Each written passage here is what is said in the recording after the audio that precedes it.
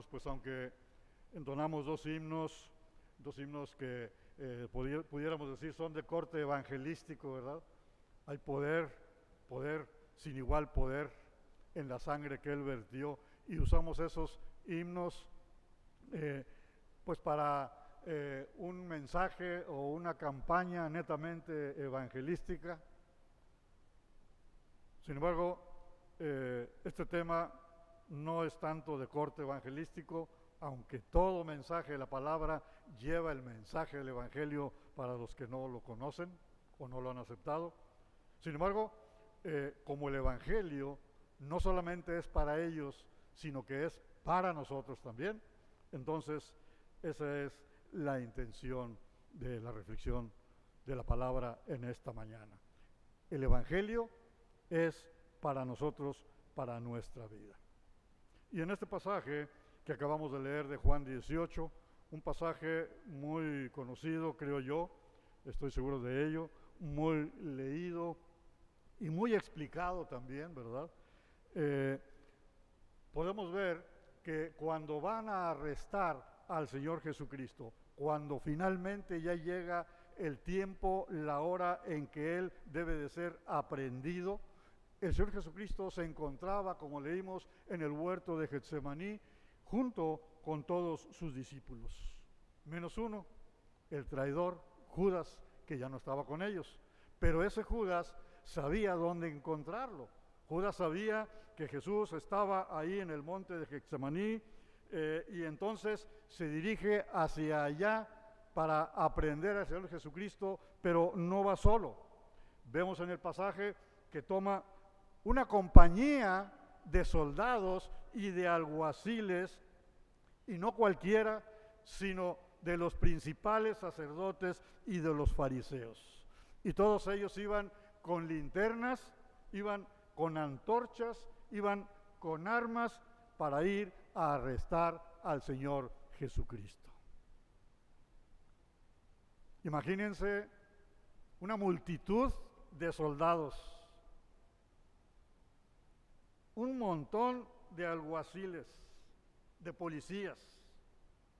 Una compañía romana, recordemos, estaba formada hasta un máximo de 1000 personas y un mínimo de 200 personas.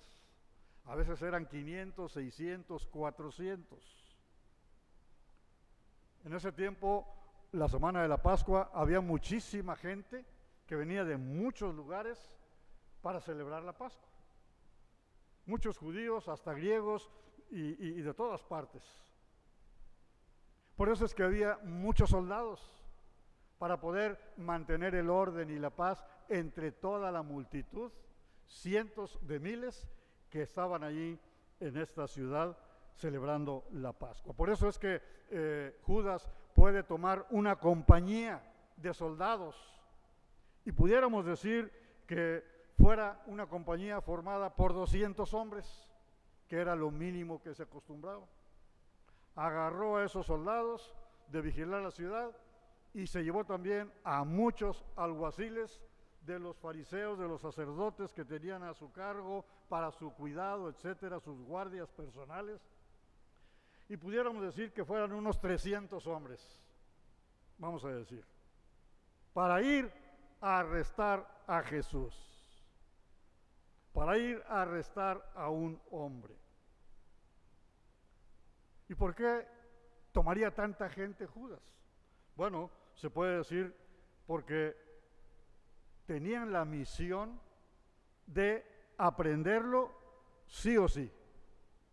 Y entonces por eso iban preparados con antorchas, porque como había muchos laberintos ahí en el huerto, había muchos caminos y escondrijos, entonces querrían toda esa compañía y soldados y alguaciles para que, si no encontraban a Jesús en el huerto, lo buscaran por todos los rincones y llevaban antorchas e iban armados porque pensaban que pudieran encontrarse gente que fuera a proteger a Jesús y presentara resistencia. Entonces, seguramente por eso iba Judas con toda una compañía y alguaciles. Pero en este pasaje que leímos de Juan 18, 1 al 11, hay un hecho que a mí siempre me ha llamado la atención y que me gusta. Cuando van a arrestar al Señor Jesucristo, Simón Pedro, tratando de defender a su maestro, saca su espada y hiere a un siervo. Y ese siervo era el siervo de un sumo sacerdote. Dice Juan 18:10. Entonces Simón Pedro, que tenía una espada, la desenvainó e hirió al siervo del sumo sacerdote y le cortó la oreja derecha. Y el siervo se llamaba Malco. Eso es lo que dice Juan. Y en el Evangelio de Lucas, en el capítulo 22, versículos 49 y 50, Lucas nos explica un poquito más este acontecimiento. En Lucas 22, 49 y 50 podemos leer que dice: viendo los que estaban con él, sus discípulos, lo que había de acontecer, le dijeron: Señor, ¿nos peleamos con ellos? ¿Heriremos a espada? Y Pedro, diciendo y haciendo, dice, uno de ellos, ya Juan nos dijo que era Pedro, dice, uno de ellos hirió a un siervo del sumo sacerdote y le cortó la oreja derecha. Entonces, respondiendo Jesús, dijo: basta ya, dejad. Y tocando su oreja, lo sanó. Pedro, como muchas otras veces, podemos ver que actuaba en una forma arrebatada. Era muy arrebatado. Actuaba muchas veces sin pensar las cosas, ni una vez ni dos veces. Decía o pasaba por su mente y ejecutaba y hacía. Y entonces saca la espada y ¡zas!, le tira el espadazo a la cabeza, pero le falla por milímetros y le corta la oreja derecha de un solo tajo a este Malco, a esta persona llamado así. ¿Se imaginan el tremendo problema en el que Pedro se estaba metiendo? El tremendo problema en el que se metió Pedro. Primero, él llevaba una espada, portaba un arma blanca. Segundo, cortó la oreja de una persona. Y leyendo Juan 18:3, vemos que esta persona era nada más y nada menos que el siervo del sumo sacerdote. Tremendo problema en el que se metió Pedro. Segurísimo que a él también lo iban a arrestar y lo iban a meter a la cárcel por un largo tiempo, por arrebatado. Pero el Señor Jesucristo, el Señor Jesús, al ver este acontecimiento, actuó de inmediato. Actuó de inmediato. En Lucas 22:51 dice, acabamos de leer, que Jesús, tocando la oreja, la sanó. Maravilloso. Este acto a mí me encanta, me gusta muchísimo, porque de inmediato vemos nosotros que Jesús interviene en favor de Pedro. Me imagino yo a aquel hombre con la oreja colgando, con un pedacito de piel chorreando de sangre, con todo lo que conlleva eso, y Jesús, tomando su oreja, se la acomoda perfectamente, sin cicatriz alguna, funcionando perfectamente, y como si no hubiera pasado nada. Pedro ya no tenía problemas. Pedro ya no tenía problemas. Ya no sería llevado a la cárcel. Ya las autoridades no le harían caso de ese arrebato de Pedro, porque a final de cuentas, al que querían arrestar era a Jesús. Y este pasaje, repito una vez más, cómo me gusta, hermanos. Cuánto gozo y gratitud le doy al Señor Jesucristo. al ver que Él siempre está protegiéndonos. ¿Se dan cuenta? El Señor Jesucristo siempre está protegiéndonos, aún de nuestros propios errores y problemas que nos creamos nosotros mismos en nuestros arrebatos. Al revisar nuestra vida, espero que lo hagamos continuamente, nos vamos a dar cuenta de cuántos errores y cuántos problemas nos hemos acarreado al actuar en un arrebato. Mecha corta, dicen algunos. Y antes que mecha corta, porque en su interior se maquina o maquinamos cosas y las hacemos arrebatadamente. Y haciendo el símil del pasaje que acabamos de leer, ¿cuántas orejas hemos cortado al actuar impulsivamente, al actuar descontroladamente? ¿Y cuántas veces el Señor Jesucristo ha sanado esas orejas que nosotros cortamos? Amén. ¿Lo han pensado? ¿Lo han visto ahorita ya en su vida? Pero al leer este pasaje, descubro que siempre nos fijamos en el amor de Jesús.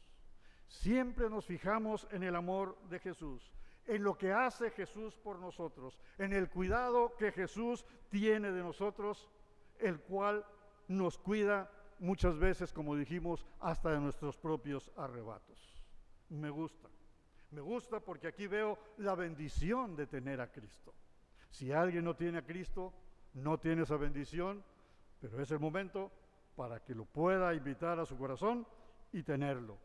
Porque este pasaje nos enseña, podemos ver la bendición de tener a Cristo, los beneficios de seguir a Jesús, de ser hijo de Dios, de ver lo que Él hace por mí.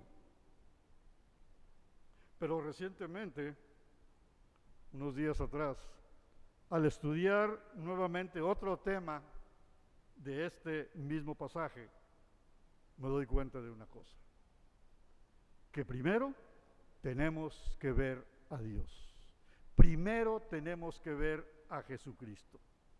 Y de ahí el tema que le puse, veamos primero a Dios. Antes de ver lo que Jesús hace por nosotros, debemos de ver primero la persona de Jesucristo, de conocer a la persona de Jesús. Porque en este pasaje hay otro hecho maravilloso y tenemos que ver primero porque este hecho también es de suma importancia. ¿Quiere leer nuevamente conmigo en Juan 18, 3 al 6? Juan 18, 3 al 6.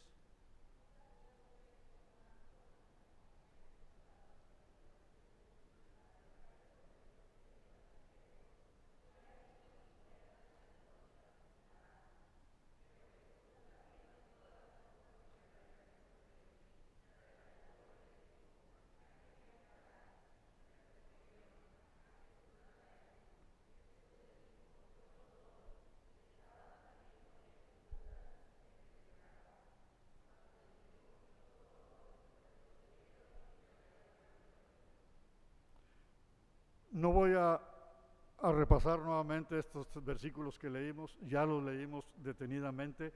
Me concentro solamente en las palabras del Señor Jesucristo conforme dice aquí el Evangelio. Este hecho impactante es que al momento de decir Jesús, yo soy, ¿qué es lo que sucede? Sucede que toda la multitud de soldados y alguaciles, incluyendo a Judas, esos 300 o 400 hombres, los que hayan sido, dice, retrocedieron y cayeron a tierra.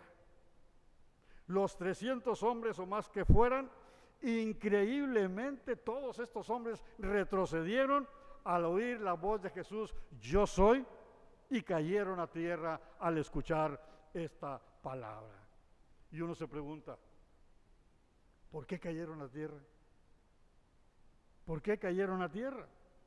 ¿No que muy valientes, con espadas y dispuestos a pelear? Bueno, Veamos primero a Dios. La razón es que con las palabras yo soy, bien lo recordamos y lo sabemos, nuestro Señor Jesucristo se identifica a sí mismo como Dios, como el Dios del Antiguo Testamento que le apareció a Moisés en la zarza ardiendo. ¿Se acuerdan de ese pasaje? En ese lugar estaba la santidad de Jehová. Ahí estaba la santidad de Jehová. Por eso, en ese pasaje de Éxodo, el Señor le dice: Moisés, Moisés, no te acerques, quita el calzado de tus pies, porque el lugar en que tú estás, santo es. Porque ahí estaba Jehová, porque ahí estaba su santidad. Y le dijo: yo soy el Dios de tu padre, el Dios de Abraham, de Isaac y el Dios de Jacob. Y entonces dice Éxodo ahí en capítulo 3 que Moisés cubrió su rostro porque tuvo miedo de mirar a Dios. Y es en ese mismo lugar que Jehová le dice a Moisés: mi nombre es Yo soy el que soy. Ve y diles a Egipto para que los libertes. ¿Quién te envió? El Yo soy.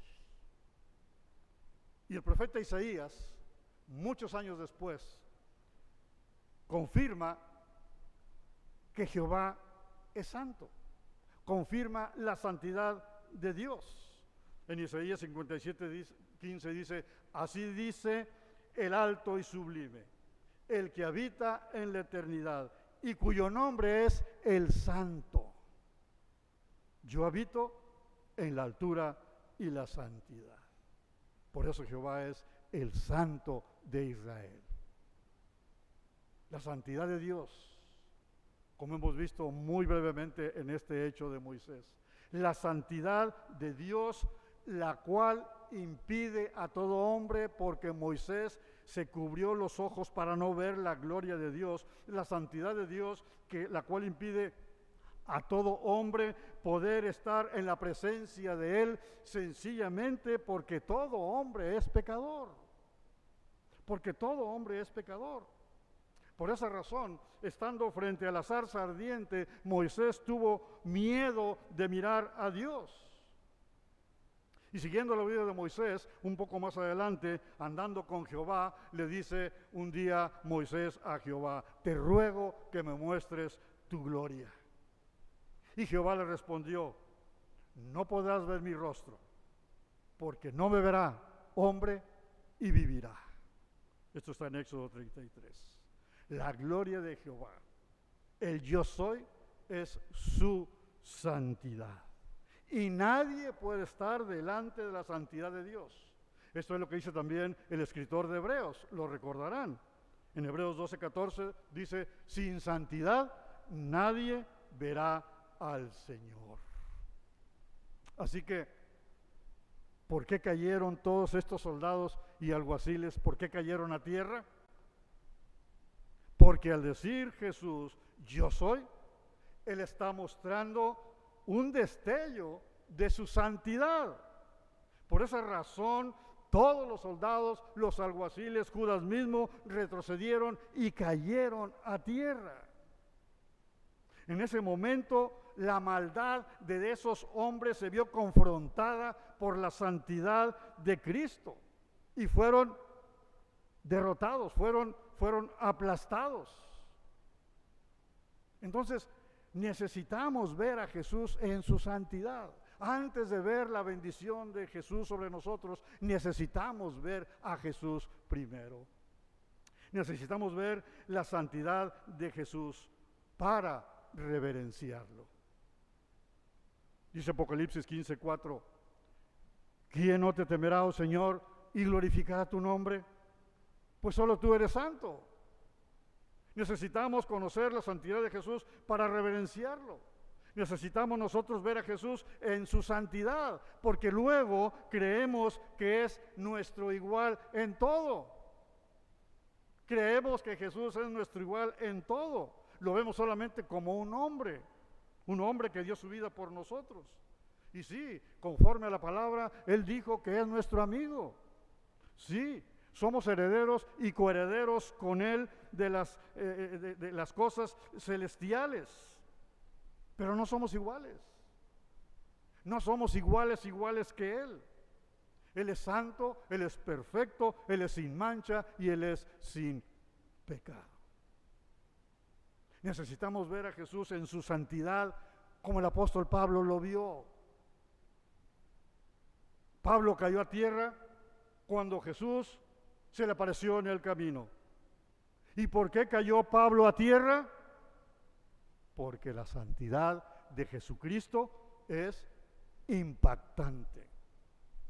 Podemos decir que es traumática, que es intolerable a los hombres. La santidad de Dios, de Jesucristo, nos aplasta a todo hombre por nuestro pecado. Y Pablo sufrió ese impacto de la presencia de la santidad de Jesucristo cuando iba en el camino. De tal manera, dice la palabra en Hechos, recordamos que Pablo quedó ciego por 3 días. Él sufrió ese impacto.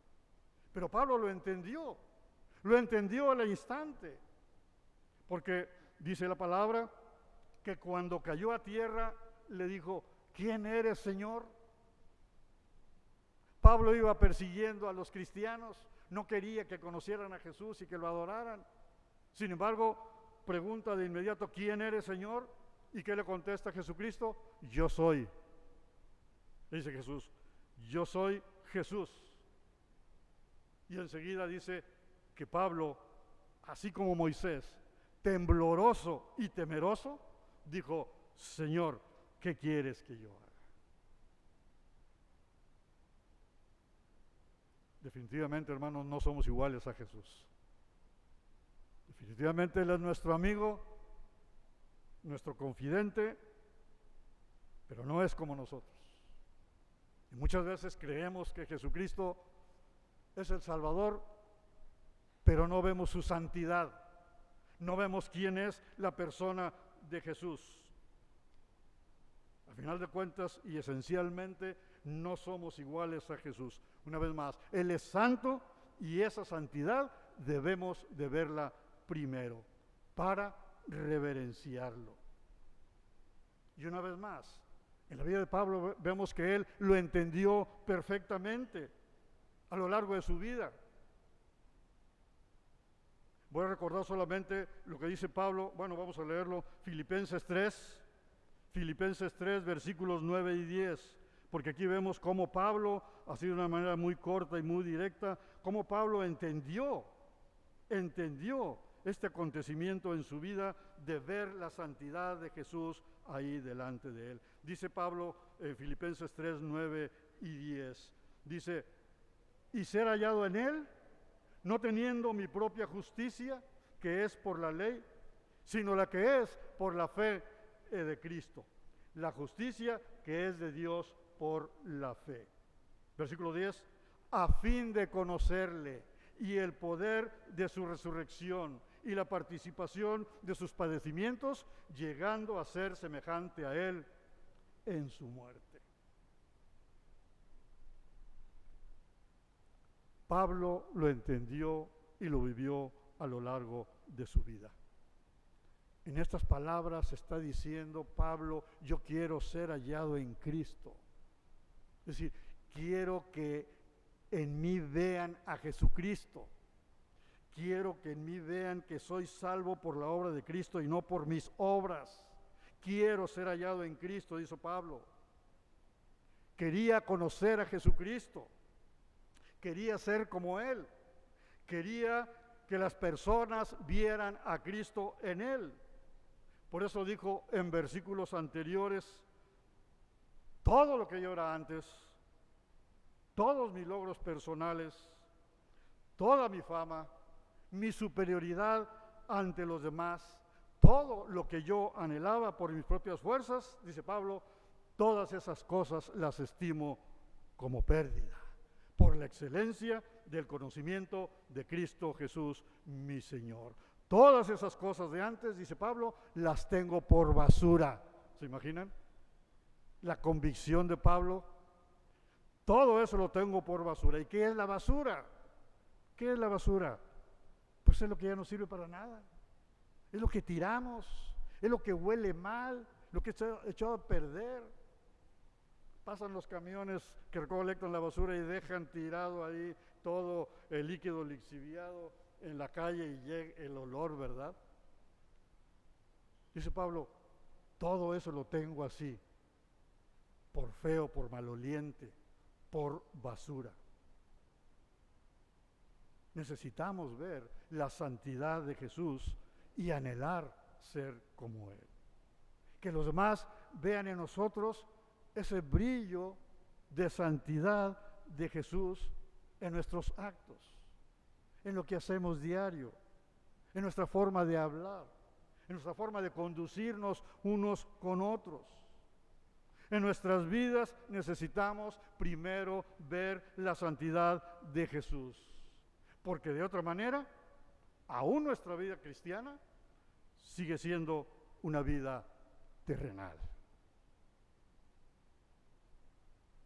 Y eso nos llega a convertir en enemigos de la cruz. Dice Pablo en Filipenses 3, 18, 19. Dice, porque por ahí andan muchos, de los cuales os dije muchas veces, y que ahora lo digo llorando, que son enemigos de la cruz de Cristo, el fin de los cuales será perdición, cuyo Dios es el vientre y cuya gloria es su vergüenza, que solo piensan en lo terrenal. Si nosotros no vemos la santidad de Jesucristo, nuestra vida cristiana se puede convertir solamente en una vida terrenal. Y dice Pablo, esta palabra es totalmente verdadera. ¿Cuál es el hacer y el decir de los que piensan en una forma terrenal? Su Dios es el vientre y su gloria es su vergüenza. Su vanagloria, para que entendamos nosotros, de la cual se jactan, vergüenza les habría de dar, o nos habría de dar. Solo piensan en lo terrenal y no piensan en lo celestial. Si no vemos la santidad de Jesús, seguimos pensando solo en lo terrenal, en los placeres de la buena vida, conforme lo del mundo, siguiendo las cosas del mundo, placeres, codicias, estar en competencia unos con otros por obtener mayores logros terrenales, como si fuéramos de este mundo. Jesucristo lo dijo. Actuamos como si fuéramos de este mundo, olvidando que en Cristo estamos en el mundo, pero no somos del mundo. Dice Pablo, sino que nuestra ciudadanía está en los cielos. Filipenses 3, 20 y 21. Dice, nuestra ciudadanía está en los cielos, de donde también esperamos al Salvador, al Señor Jesucristo, el cual transformará el cuerpo de la humillación nuestra para que sea semejante al cuerpo de la gloria suya, por el poder con el cual también llegó a sujetar a sí mismo todas las cosas. Necesitamos dejar cada día lo terrenal en nuestra vida y ver el poder de Dios y ver el poder de Jesucristo, ese poder único que solamente le pertenece a Él. Ese poder con el cual sujeta todas las cosas él mismo y las controla. Ese poder con el cual ningún pajarillo, dice la palabra, cae a tierra sin su consentimiento. Ese poder con el cual sujeta y controla el universo entero, la naturaleza de la tierra y todo lo que hay en ella. Tal como lo reconoció el profeta Jeremías 32, 17, cuando dice, oh Jehová, he aquí tú hiciste el cielo y la tierra con tu gran poder y con tu brazo extendido. Y nada hay difícil que sea para ti. Jeremías 32, 17. Y el Señor le contesta en Jeremías 32, 27, "He aquí yo soy Jehová, Dios de toda carne. ¿Habrá algo difícil para mí?" Bendito sea el Señor. Bendito sea el Señor que podemos ir a Él y poner en sus manos todas nuestras necesidades, todas nuestras tribulaciones, todos nuestros problemas, todas nuestras enfermedades, porque para Él no hay nada difícil. Para Él no hay nada difícil. Y es su voluntad, dice la palabra, Él lo hará. Pero necesitamos pensar más en lo celestial que en lo terrenal, porque nuestra ciudadanía está en los cielos. Y ver el poder de Dios mediante el cual hizo que Jesús resucitara.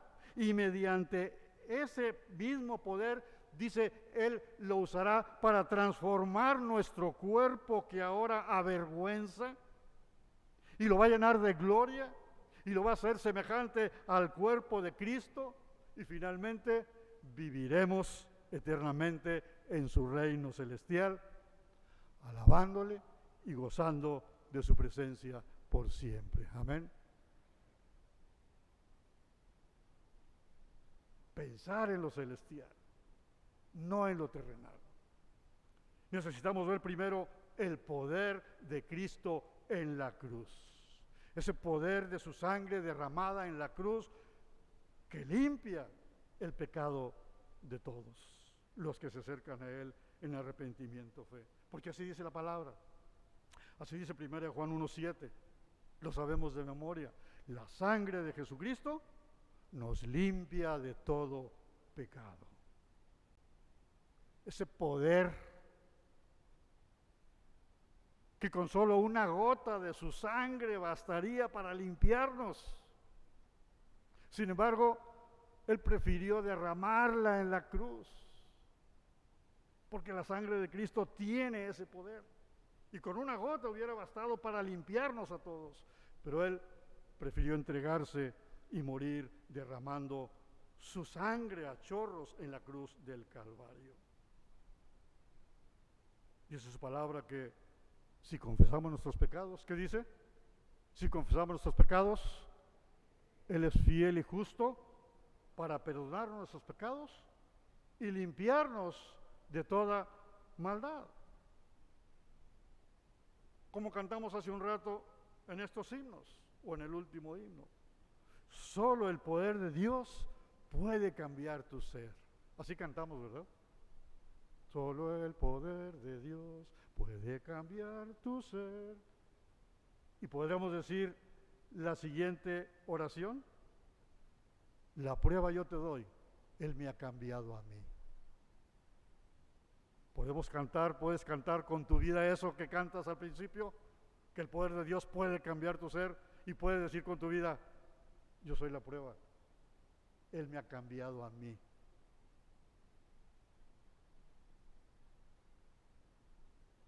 Sí, sí, por la gracia de Dios podemos decirlo.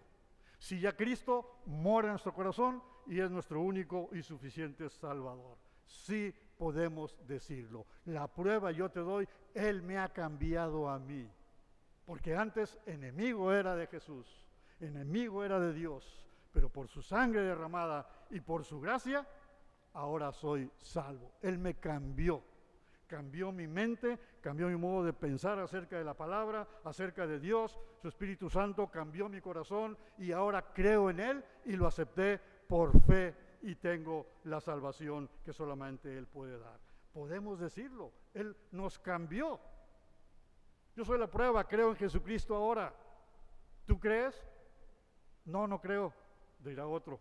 Pero tú dices, pues yo sí creo, porque Jesús me cambió a mí. Entonces, sí podemos decirlo. El problema ahora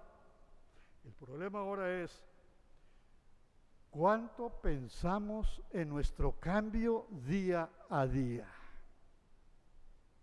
Una vida terrenal, debiendo tener una vida celestial.